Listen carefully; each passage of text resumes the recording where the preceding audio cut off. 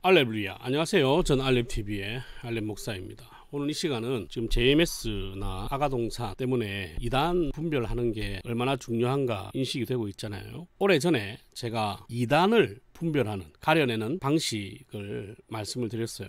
이단도 족보가 있기 때문에 이 사람이 이단인지 아닌지를 분별할 수 있는 방법이 있다는 것을 제가 이야기를 했고, 오늘은 이 교회가 이단 교회인지 아닌지를 가려내는 방법입니다. 그런데 이거는 100%는 아니에요. 왜냐하면 이단은 기성교회를 흉내를 많이 내기 때문에. 하지만 그들이 가지고 있는 색깔들은 지울 수가 없죠. 이게 다는 아니에요.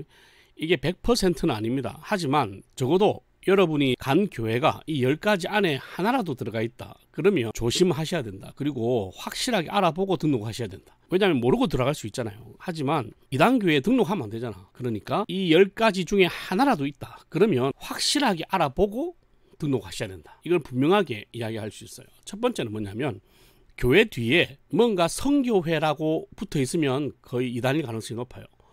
교회가 있고 무슨 교회 땡땡땡땡 성교회 이거 붙어 있으면 조심하셔야 됩니다. 이거는 어느 특정 이단이 쓰는 게 아니라 대부분 이단이 많이 써요. 근데 물론 기성교회도 그렇게 성교회를 하시는 교회가 있으니까, 하여튼 요 성교회가 붙어 있는 교회는 조심해라, 분별해라. 두 번째, 교회 이름에 별, 빛, 산, 말씀, 중심, 이 5가지 용어가 들어가 있는 교회인지를 보시면 돼요. 그런데 이 5가지 명사가 들어갔다고 해서 다 이단 교회는 아니에요. 하지만 교회 이름에 이 5가지 중에 한 개가 들어가 있다, 그러면 조심하셔야 된다. 한 번은 확인하고 분별한 뒤에 들어가셔야 된다는 거 꼭 기억하시면 좋겠습니다. 세 번째는 그 교회나 그 교회의 하부 조직 중에 가정 혹은 가족, 그 다음에 교통, 이런 많이 쓰긴 한데 자주 잘 쓰지 않는 어색한 용어를 쓰고 있는 그런 단체나 교회인지를 봐야 돼요.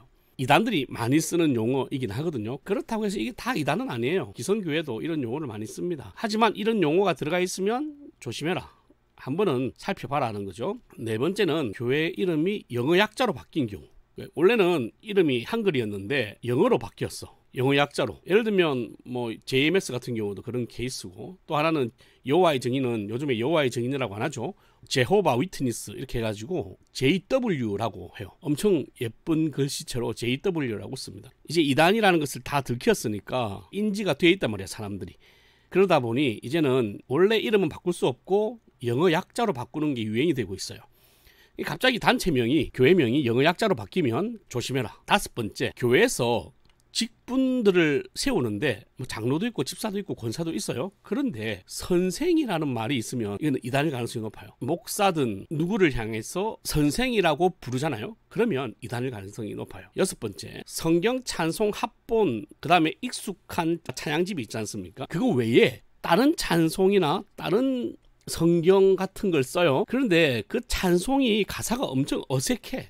자기들은 은혜 받아서 부르는데 나는 은혜가 안 돼. 너무 가사가 어색해서. 그 내용 자체가 이상한 건 아니에요. 근데 가사가 어색해. 그러면 이 이단일 가능성이 높습니다. 일곱 번째, 교회 내 모임 중에 소그룹에 보면 구역이라든지 순모임, 뭐 순장, 이런 거는 우리가 자주 쓰는 말이지 않습니까? 그런데 그게 아니라 무슨 방 같은 생소한 이름을 쓰고 있는지를 봐야 돼요. 이단들은 희한하게 용어를 정말 성경에서 잘 가져오는데 우리가 잘 쓰지 않는 용어를 써요. 자기들만의 그 거룩함을, 특별함을 과시하기 위해서. 그래서 뭔가 그 모임의 이름이 어색하다 이러면 좋아 보여도 조심하셔야 된다. 여덟 번째, 가서 이상해요, 그죠? 그러면 교단을 물어보세요. 그런데 교단에 대해서 당당하게 말하지 못하거나 누군가가 제가 한번 알아보고 알려주겠다라고 이야기하잖아요. 그리고 변명이 많아. 그러면 이단 가능성이 높습니다. 아홉 번째, 교회에서 설교나 대화 시간에 사용하는 용어가 어색한 용어들이 있어요. 앞서도 말씀드렸지만 뭐 선생이라든지 이건 호칭 문제,